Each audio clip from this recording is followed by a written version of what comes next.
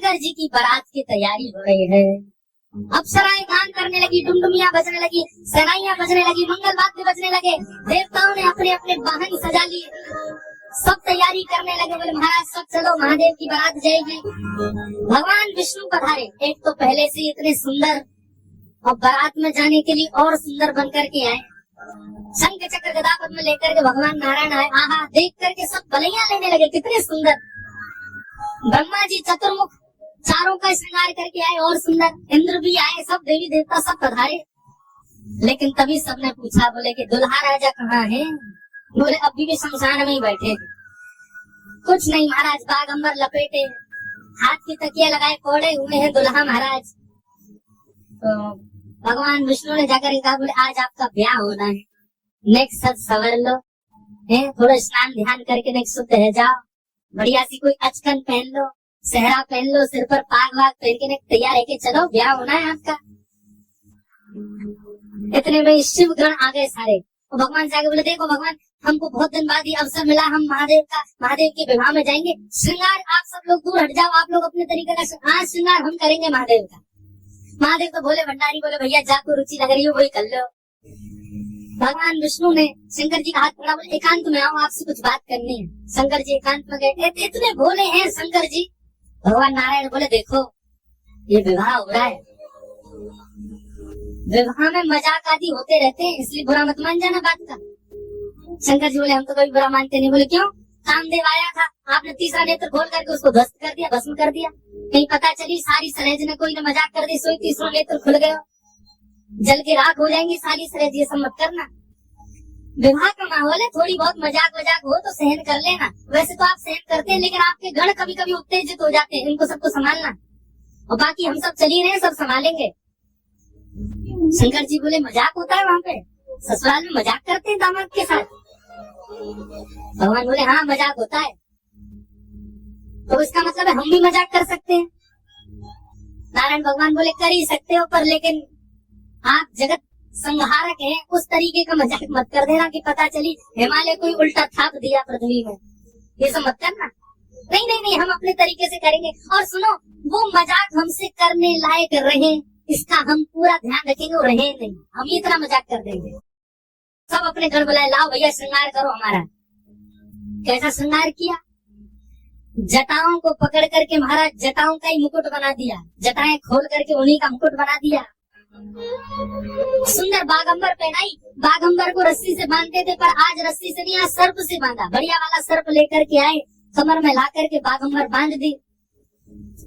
एक सर्प को सिर के ऊपर बांध लिया, सर्प को सिर के ऊपर बांध करके गण लेकर के छोटे छोटे पतले पतले सर्प लेके आए, और उस सर्प से सारे सर्प लटका दिए सामने की ओर, बन गया सहरा।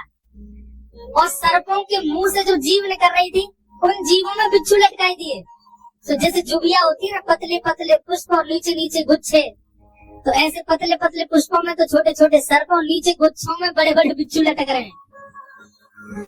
कानों पे बिच्छू लटका दिए, गले में महाराज अब तक तो एक मुख वाला सर्प पहनते थे, 5-5 मुख वाले सर्प ला करके गले में बैठा रहे।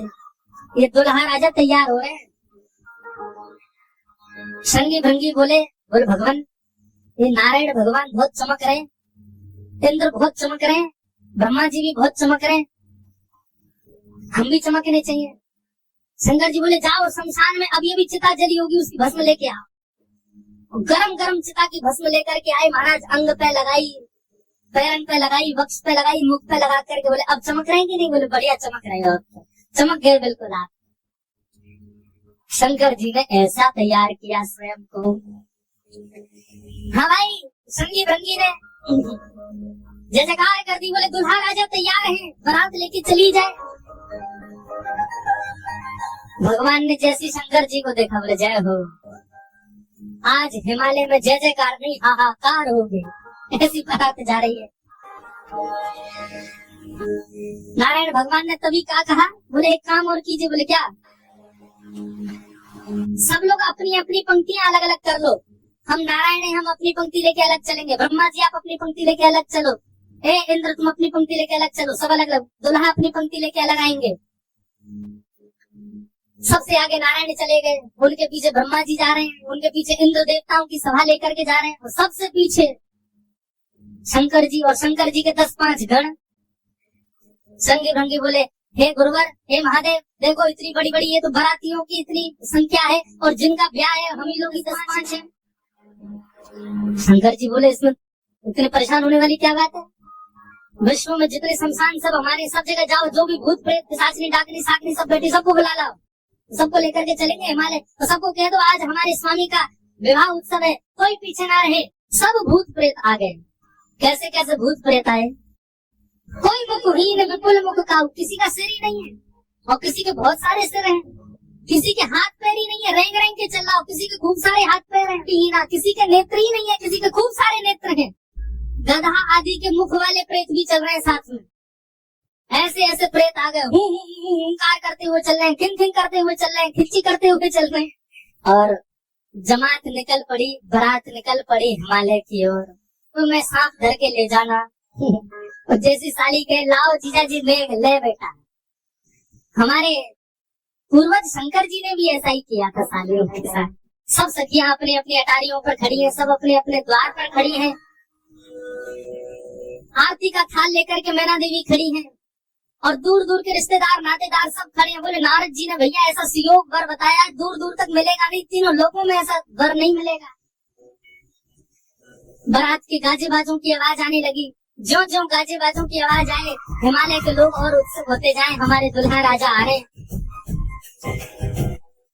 आहा, तभी देखा पीताम्बरी पहने सब बाराती चल रहे हैं और उन पीताम्बरी पहने बारातियों के बीच में श्री गरुड़ जी महाराज धीमे धीमे चाल चल रहे हैं और गरुड़ जी के ऊपर शंख चक्र गदा पद्म धारण किए श्रीमन नारायण आ रहे हैं। हिमालय के लोग तो दूर से बलैया लेने लगे। मैना देवी से जाके कहने लगे, हे मैना देवी, धन्य भाग, पार्वती जी जैसी हैं वैसे सुंदर दुल्हा आ रहे हैं। मैना देवी के बगल में नारद जी खड़े थे। मैना देवी बोली, मैं किस मुंह से आपका धन्यवाद करूं? आपने मेरी पुत्री के लिए ऐसे सुयोग पर ढूंढे। नारद जी बोले, नहीं नहीं, ये तो उनके मिलने जुलने वाले, ये दुल्हा नहीं है। ये तो दुल्हा से ऐसी उनकी मित्रता है, प्रेम मानने वाले हैं। मैना देवी सोचने लगी, जिनके मित्र इतने सुंदर, मिलने जुलने वाले इतने सुधरे हुए, इतने स्वच्छ, इतने सुंदर, दुल्हा तो जाने कैसे होंगे। और फिर हवा की तरह बात फैल गई, ये तो दुल्हा के मित्र हैं। दुल्हा तो भी पीछे आ रहे हैं। पीछे आए चतुरानन ब्रह्मा जी। अरे ब्रह्मा जी का रूप 4 मुख वाले सुंदर, यही है ना, पंचवक्र ना, इनके पंचमुख होंगे, 5वां ऊपर होगा। तो नहीं नहीं नहीं, ये तो चतुर्मुख है, ये तो ब्रह्मा जी, ये भी दुल्हा नहीं है। तीसरे आए इंद्र। इंद्र जैसे ही पधारे। इंद्र का रूप भी बहुत सुंदर है, देवताओं के राजा हैं। इंद्र को देख करके सब हिमालय के लोग बोले, नारद जी निश्चित यही हमारे दुल्हा राजा है, पहुना है। नारद जी इसने बोले, नहीं नहीं, महादेव को जब प्यास लगती है, आपको दुल्हा को जब प्यास लगती है तो पानी पिलाने का काम यही करते हैं, ये उनको पानी पिलाने वाले। हिमालय के लोग बोले, भैया पानी पिलाने वाला इतना सुंदर है, दुल्हा तो जाने कैसा ही होगा। जैसे ही सब देवी देवता जाने लगे, अब दूर से ही हूँ हा हा ही आवाज आने लगी। नारद जी बोले, बारात आ रही है, अब इन लोगों की व्यवस्था में देख के आता हूँ, आप यहीं खड़ी रहना। बोले जब बारात आती है तो बारात सबसे पहले देखने के लिए कौन जाते हैं? छोटे छोटे बच्चे सबसे पहले यही जाते हैं बारात देखने। पूरी खबर पूरे नगर में यही बच्चे फैलाते हैं। इतने हाथी, इतने घोड़ा, इतने बैंड बाजे वाले, इतने लाइट पकड़ने वाले, इतने नाचने वाले। बारात में सबसे ज्यादा बच्चे सब पहले पहुंच गए। बोले कहाँ है बारात, कहाँ है बारात? तभी देखा बारात तो आई नहीं, लेकिन हिमालय के सारे बालक चौकड़ी मार के भागते हुए अपने अपने घरों की ओर भाग रहे हैं।